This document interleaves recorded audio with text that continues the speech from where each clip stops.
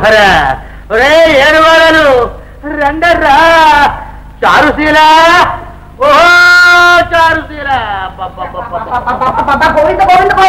ఎందుకు చెవుకోసం నాకు అడుగుతావు చెవుకోసిన మేక అదే రేపు బలిపీయటానికి పెడుతున్న మేక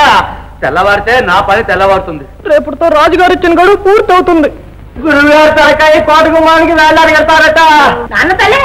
తలే తలే ఎలా కడతారో చూడాలి ఒరే ఒరే నా చావు చూడాలని కోరుతున్నదా మీరు నా పాలిటి పాపలు కదరా పాపాలు పండి పండి పండిరా పండి చారు ఇవాళ 4 మంచి కూరలు వండి పెట్టి నేను ఎలాగూ చచ్చేవాడిని నేను కాపురానికి వచ్చినప్పటి నుంచి ఇప్పటికి ఇలాంటి 10 సార్లు అయింది తలకు మించిన కోటలు వేయడం తల మీద తెచ్చుకోవడం మనకు అలవాటేగా అవునే చారు నువ్వు రంగడని నేను లింగడని బ్రతినంత కాదు ఇలా కొట్టుకు చచ్చావు చచ్చే ముందన్నా కాస్త తక్కితగా ఉన్నావే గోవింద గోవింద నేను ఉంటానన్నానా అయితే ఒకవేళ బ్రతికితే మన ఇద్దరితో ఒకటే మతం సమ్మతం సమ్మతమే సమ్మతమే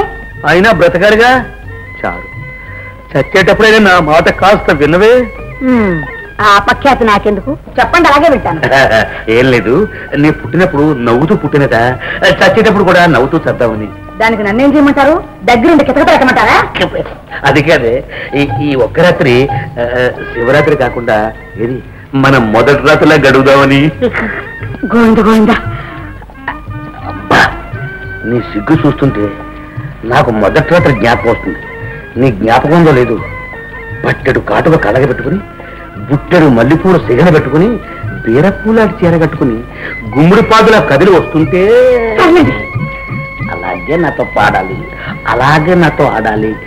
అలాగే అన్ని అలాగే